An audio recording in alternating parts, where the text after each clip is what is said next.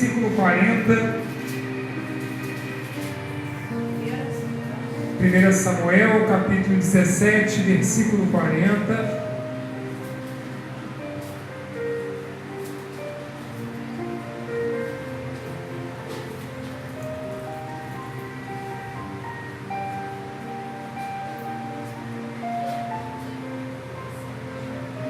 Samuel, capítulo 17, versículo 40, onde nos fala assim a palavra do Senhor.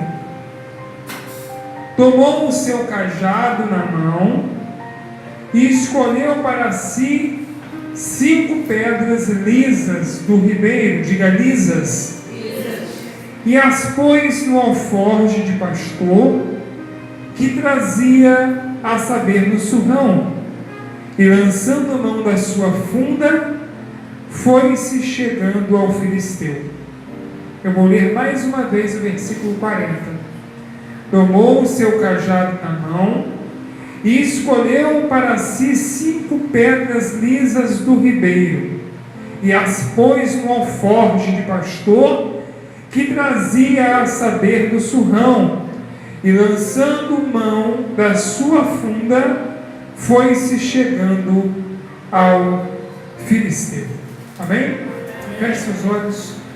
Pai, nós glorificamos ao Teu nome, bendizemos a Ti, Senhor, pela Tua palavra. E eu peço, meu Pai, que nesse momento a Tua palavra alcance em nosso coração o propósito para o qual está sendo lançada. Fala conosco, Senhor. Queremos ouvir a Tua voz e somente ela, porque ela é suficiente em nossas vidas. E nós oramos pedindo assim a Tua bênção, a Tua graça, a Tua direção, o Teu favor nessa noite, em nome de Jesus. Amém. Você pode tomar o seu assento.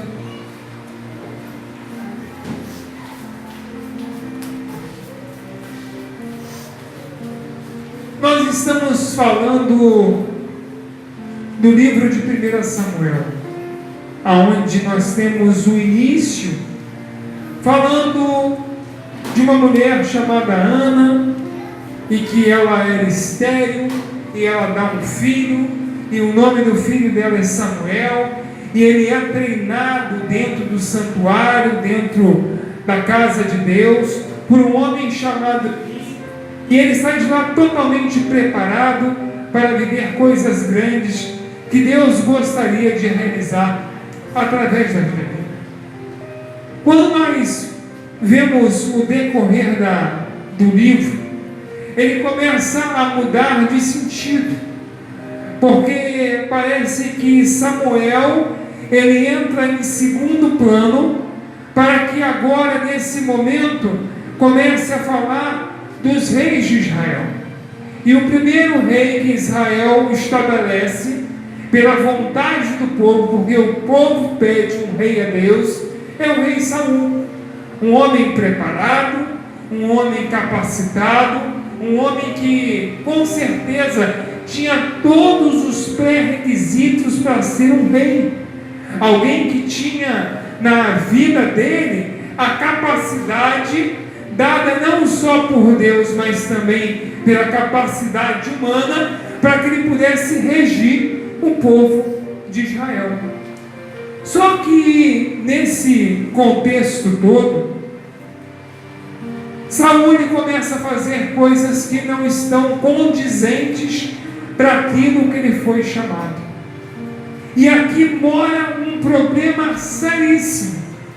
Lembra do rei Uzias, que está lá em 2 Crônicas, capítulo 26, que é justamente parente de Isaías, o profeta? Diz que ele era um homem capacitado, um homem reconhecido, um homem que, quando ouviam falar, olha, o nome de Uzias, o rei Uzias, o povo ficava atemorizado. E diz que enquanto ele buscava Deus, Deus o fazia prosperar, crescer. Mas disse que um dia o orgulho, a vaidade, a presunção bateu no coração dele, e diz que ele resolveu queimar incenso no santuário. E diz que até alguns valentes foram contra ele para que ele não fizesse isso. Mas a presunção, o orgulho, a vaidade, a nossa mente diz assim: oh, eu posso, eu faço, eu aconteço, é o meu braço, é a minha força, fez com que ele continuasse fazendo aquilo. Mas diz que enquanto ele fazia isso, mesmo os sacerdotes falando para ele: não faça, não realize dessa forma, diz que ele sofre a consequência do seu ato. E diz que a lepra lhe atinge a testa, ou seja, tirando a sensibilidade daquilo que estava na capacidade e na mente dele, por causa da presunção. E é justamente isso que acontece com o rei Saul. Era um homem presunçoso, um homem que achava que estava fazendo tudo certo, tudo correto, tudo às mil maravilhas. Mas diz que ele começa a trocar os pés pelas mãos, falando que Deus estava falando, enquanto Deus não estava falando nada, dizendo que ele podia, que ele fazia, que ele acontecia, dando a direção ao povo de forma errada.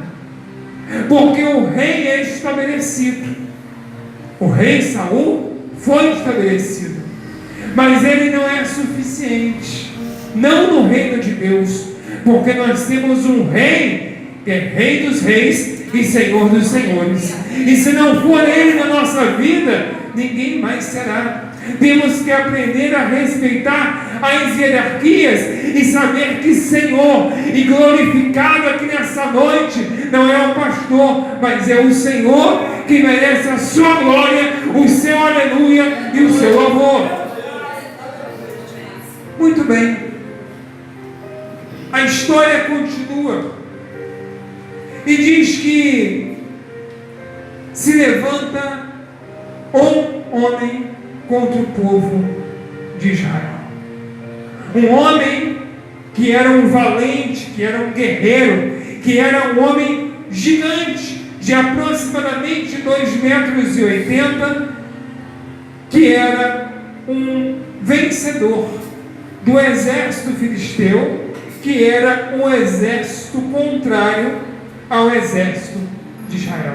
E ele lança um desafio, falando o seguinte: olha, para que nós venhamos evitar um derramamento de sangue, vamos fazer o seguinte: eu luto contra um de vocês, o que ganhar, o povo serve. E, muito bem, então, um homem teria que lutar com outro homem de Israel, ou seja, Golias contra um homem.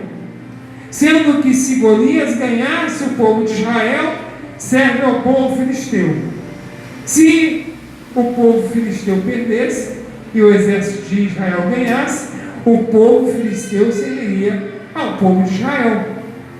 Um homem contra um homem. Muito bem.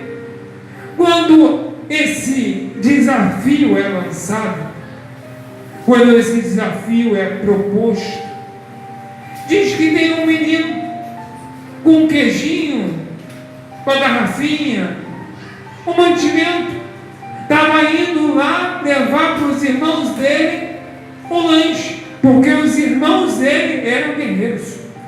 Os irmãos dele eram homens fortes, valentes, homens que tinham no seu físico um bom preparo, tipo assim, para lutar, para ganhar, para vencer. É sério, gente. E aí, o que acontece? Diz que ele ouve o filisteu falando: tem homem para lutar comigo? Quem é que vai lutar comigo? Quem é que vai ganhar essa guerra? Quem é que vai vencer? Abre aspas, essa parada, fecha aspas. Eu quero ver quem vai desafiar a mim. E o menino que foi levar o queijinho para os irmãos, ouve a história e fica totalmente incomodado com aquilo, porque alguns dias atrás foi um homem na casa dele, e ele estava lá no campo cuidando das ovelhinhas do pai dele, cuidando ali, dando respalda elas, levando elas para beber água, levando elas para comer um pasto verdejante. E diz que Samuel chegou na casa dele e nem estava em casa. Diz que Samuel foi lá derramar azeite, colocar unção.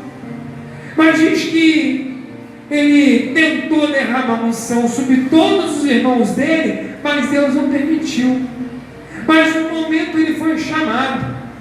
E quando ele chegou na casa do pai dele, depois de deixar as ovelhinhas presas lá no curral, diz que Samuel derrama o azeite sobre a vida dele.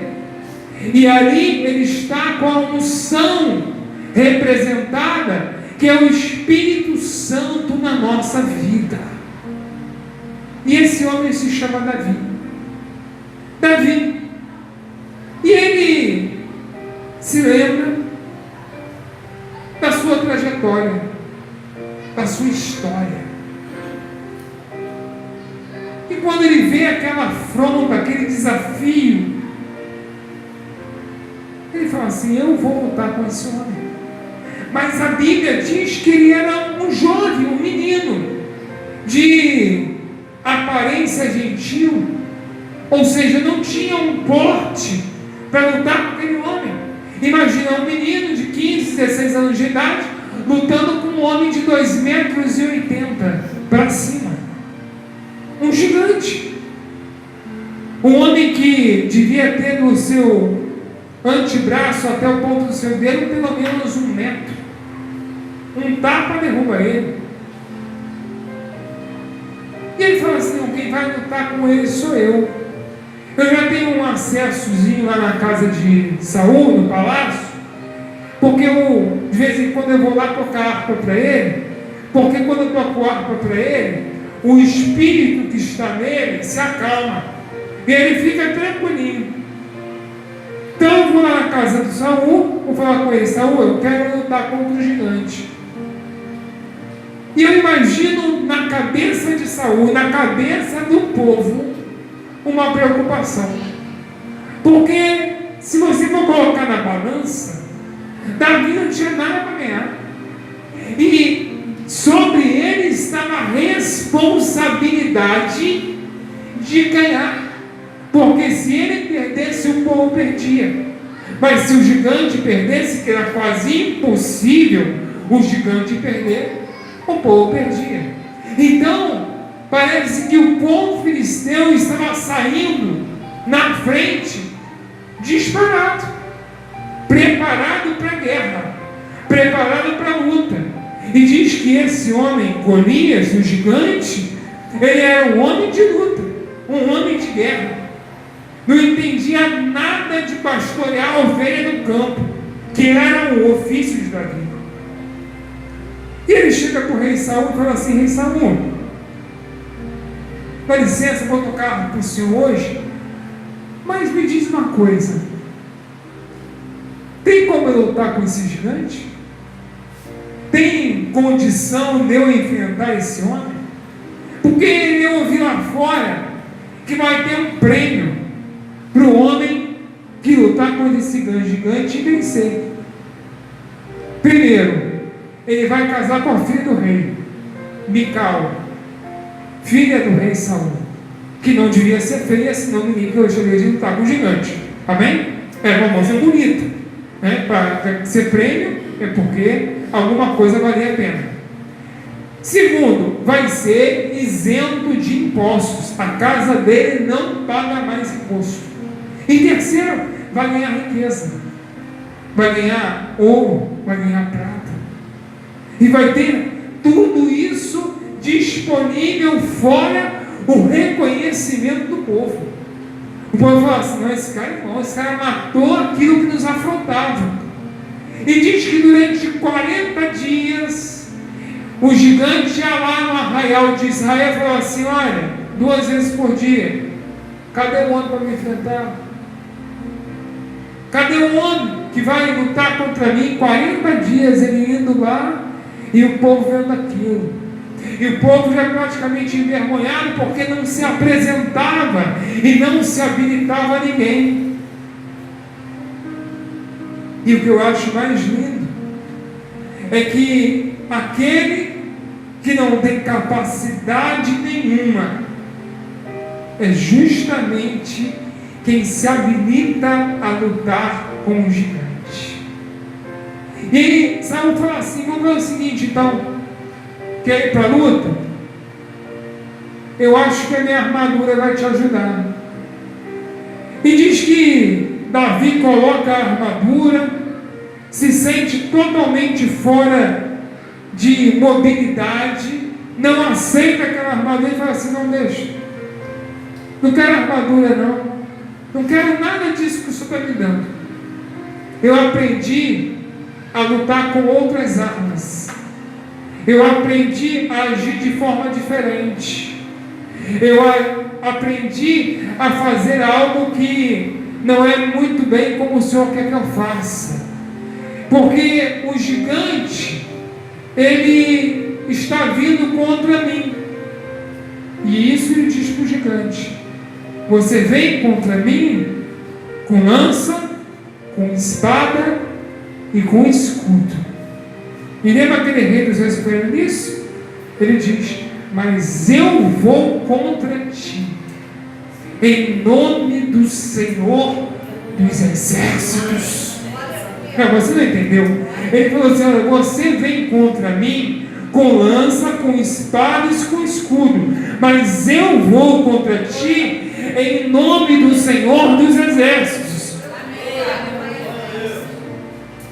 Muito bem. O gigante se sente totalmente perplexo naquilo que ele está vendo, a ponto de ele dizer: calma aí, será que eu sou um cachorro, um cão, para você vir com um pau tentar me afastar daqui? Porque até para o gigante não tinha cabimento.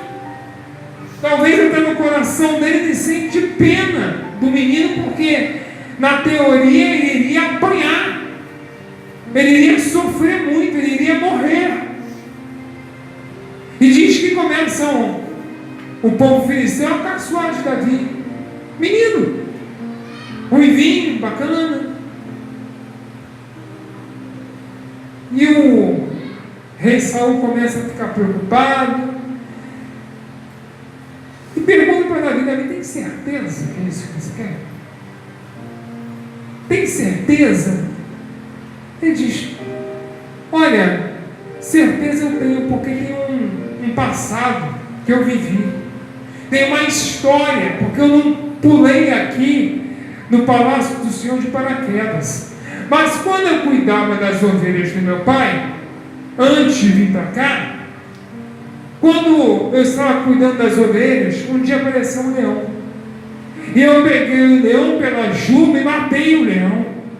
Um dia apareceu um urso, que é um animal grande, um animal, e diga-se de passagem, o leão que vivia lá no Oriente Médio naquela época é justamente tipo o leão africano, que é um dos mais perigosos do mundo.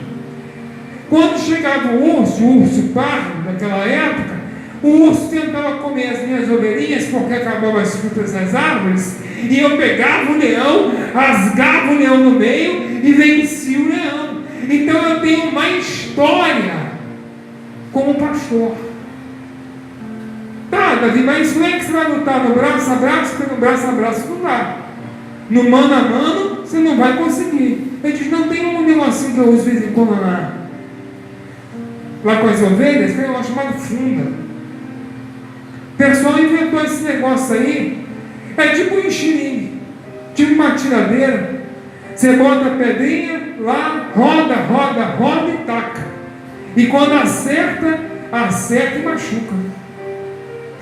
Eu imagino o fulano falando assim: esse menino enlouqueceu, pirou, ficou doido, vai lutar com o gigante com um enxerigue chamado funda. Só mudou o nome, mas a função era a mesma. Muito bem. A luta é marcada. E diz: olha, vai ser aqui a 2 dias a luta. e vamos ver quem vai ganhar. Já com preconceitos, já com uma presunção, achando que Golias ia ganhar, o povo totalmente desacreditado, nem os parentes de Davi acreditam nele. É a coisa que eu falei para a Juliana outro dia, eu falei para ela assim, brincando com ela, falei, Ju, por que você não se candidata a prefeita de Petrópolis? Ela falou assim, porque ninguém vai votar em mim. Eu falei assim, eu não voto em você. Eu acredito, não voto você vai ter. Porque a gente acredita nas pessoas que a gente conhece. E aí, diz que Davi vai se preparar para a guerra. E diz que ele vai num ribeiro, num riachozinho que ele conhecia, e vai lá pegar 5 pedras para colocar no alforje, na sacolinha dele, para ele lutar contra o gigante. E ele talvez fala assim, olha, eu tenho 5 tentativas, se eu não acertar mais 5, eu tenho que sair correndo, porque senão ele me mata. Ele pega 5 pedras, só que o texto diz que são 5 pedras lisas que ele tira do ribeiro. Você já viu uma pedra? Já viu uma pedra? Sim ou não? Existe pedra lisa? Só se ela for alisada, se ela for lixada, se ela for pega e totalmente trabalhada. Porque pedra tem ponta, pedra tem aresta, pedra arranha, pedra não tem um formato perfeito. Mas ele está dizendo para mim e para você, esse riacho tem história. Esse riacho tem pedra lisa. Porque nesse riacho é que eu levava as ovelhas. E quando as ovelhas iam pisando, elas iam preparando a pedra, que um dia eu vou usar para algo muito maior. Por isso eu te digo, não menospreze o tempo do teu passado, porque o teu passado te projeta para o futuro. O teu passado te prepara para você ser alguém muito maior ali na frente. Não existe pular etapas, porque se Davi tivesse pulado etapa, não tinha pedra lisa. Se ele não tivesse pego as ovelhas e levado para cumprir a função delas beberem águas, elas não tinham alisado a pedra. Viu a função da ovelha?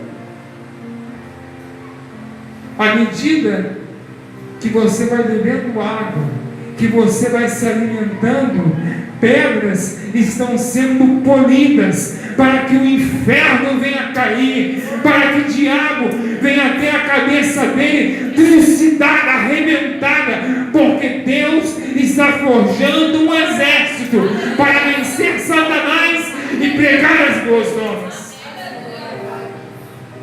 Ele pega as pedrinhas, bota na sacolinha dele, e talvez passou na cara dele e falou assim, mãe, um beijo, vou lá vencer o gigante. A mãe dele começa a chorar, porque não acredita nele. O pai nem quer olhar para onde tem que guardar a visão do filho dele, daquela forma saindo, indo enfrentar algo que era impossível. E quantas lutas nós enfrentamos, que parecem impossíveis, que nós não vamos ganhar, que nós não vamos conseguir, que nós não vamos chegar aonde nós almejamos chegar, porque a concorrência é difícil. Você muitas vezes está orando, está buscando, está intercedendo, está consagrando, está fazendo tudo, mas você não vê saída. E talvez a única saída que ele encontrou para mudar a vida dele foi falar assim, eu vou inventar alguma coisa que não está na minha alçada, mas está na alçada do Senhor. Eu já falei para esse gigante que o meu Senhor não é um Senhor qualquer, mas é um Senhor de guerra, é um Senhor dos exércitos. E ele vai para a guerra. O povo rindo, alguém está fazendo uma apostinha, fazendo um bolão lá, todo mundo apostando no Golias. Falando assim, Ih, vamos ganhar uma bolada hoje. Aposta acontecendo, até que começa a briga. O cara fica lá, it's time! Eles saem para a batalha. O gigante vem com a espada dele, com o escudo, dá até uma chance de Davi sair na frente. Deixa o menino vir, passa a espada no pescoço dele e vai com ele. Só que a distância é algo que Deus prepara para mim e para você. E quando ele pega a funda dele e a pedrinha, ele diz, já vai a primeira. Se o Senhor for comigo, eu mato o gigante.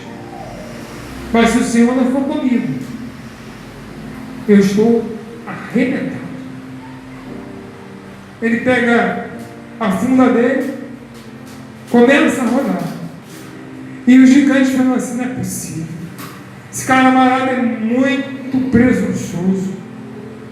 E quando ele taca a pedra, crava na cabeça do gigante. E o gigante, por incrível que pareça, cai. E quando o gigante cai, ele fala assim, gigante, você falou para mim que ia me dar para as aves do céu comerem. Você falou para mim que as bestas feras da floresta iriam me comer. Só tem um negócio. Me empresta aqui tua espada, porque eu não vim com espada. E para eu vencer, eu preciso dela.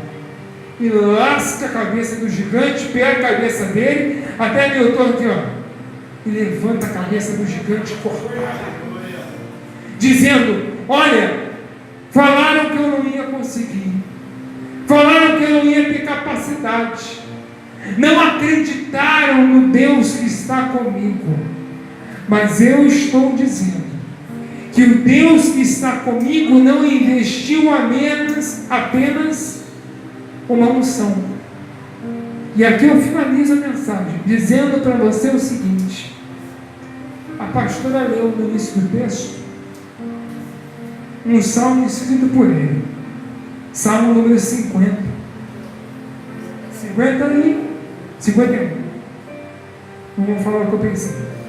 Salmo número 51. Que diz lá nos últimos versos o seguinte: não retires de mim a tua presença. Não retires de mim a tua presença. Diga presença. Já parou de pensar nisso? Por que ele não fala para Deus, Deus, não retires de mim a tua unção? Porque ele foi ungido. E talvez é justamente sobre isso que eu estou falando. Ele lembra agora no palácio, como rei estabelecido, porque a história anda e os reinados mudam. Eu não vou entrar nesse mérito agora. E ele acaba de cometer um adultério e um assassinato. Ele mata um homem colocando ele na frente da guerra e pega a mulher do cara e adultera com ela. Aí chega um profeta para ele, chamado Natan, e fala assim: Davi, deixa eu te contar uma história. Cuidado quando Deus te contar uma história, porque na história que Deus está te contando, geralmente você é o artista principal. Escute a história de Deus para Davi. Davi, me conta uma coisa, escuta uma história que Davi vai estar falando com ele. Tem um camarada que tem 100 cordeirinhos, 100 ovelhas. Mas tem um outro camarada que tem um cordeirinho. E diz que um homem vai lá, pega esse cordeirinho, que era um cordeirinho de estimação, bonzinho.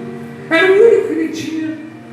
Vai lá, pega o cordeirinho, mata e serve para o viajante que ele recebeu na casa dele. O que esse homem merece, Davi? veio e falou o seguinte: olha, esse homem merece a morte. Esse homem merece pagar quadruplicado o que ele defraudou desse homem. Aí Natan vira para ele e fala assim: só tem um problema, meu filho. Esse homem é você. Esse homem é você. E diz que ele se joga no chão, rasga as suas vestes, se cobre de cinza e fala justamente aquilo que a gente vê. Porque presença é diferente de unção. Unção, até também Saul foi ungido. Um dia o óleo caiu na cabeça dele, mas presença não. Presença não se compra. Presença não se ganha. Presença se estabelece. Quem vai na minha casa é porque eu chamo, porque eu quero a presença daquela pessoa comigo. Quando uma pessoa vai na sua casa é porque você chamou, porque você deseja a presença daquela pessoa na tua casa. E é justamente isso que ele está falando. Eu posso até perder a unção, mas a presença não dá para perder. Não existe forma de eu viver sem ser a presença de Deus na minha vida. Não existe outra forma de eu trilhar caminhos se a presença de Deus não estiver comigo. Eu errei, eu adulterei, eu posso ter me afastado da condição que Deus queria que eu permanecesse, mas a presença dele eu não perco. Pode ser que cinzas eu tenha que colocar no meu corpo, que eu tenho que rasgar minha veste, que eu tenho que perder o fruto do pecado, mas uma coisa eu não perco, é a presença dele, porque a presença dele é suficiente na minha vida. Eu lembro que um dia eu falei para o gigante: gigante, a presença de Deus vai comigo, e agora que eu estou no lugar de honra, é que eu não posso perder a presença daquele que um dia foi comigo contra gigante, contra exército, contra tudo, porque a presença dele fez a diferença na minha vida. E é a presença de Deus que faz diferença na tua. É a presença de Deus que muda a tua história. É a presença de Deus que torna o impossível possível. É a presença de Deus que traz para você a água que mata a tua sede. É a presença de Deus que vai te levar aos